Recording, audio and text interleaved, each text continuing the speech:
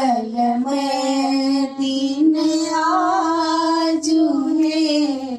पाहुन जती आयल धन धन जागल भाग्ये धन धन जागल भाग्ये मन कमल फुलायल मंगलमय दिन आजु हे पाहुन छति आयल मंगल घट सो द्वार सजावल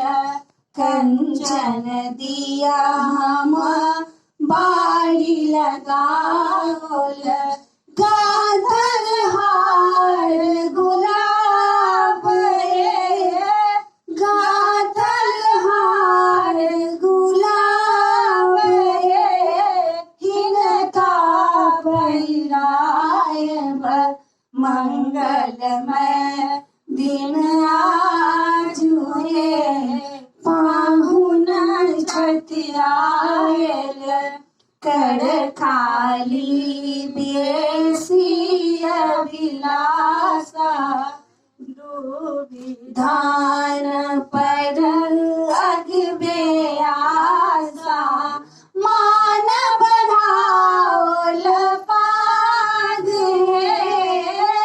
मान बढ़ाओल पाग हे हिनका सिर राखल मंगलमय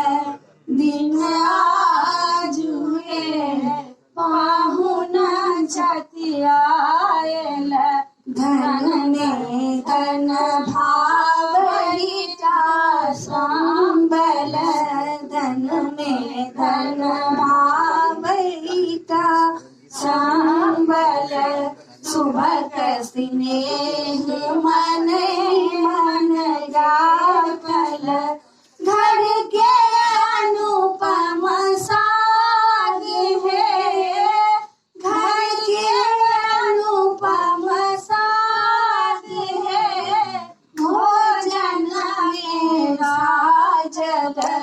मंगलमय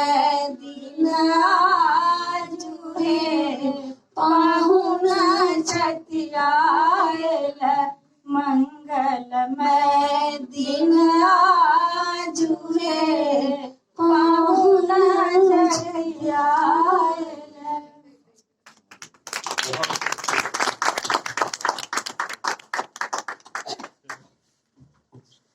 धन्यवाद।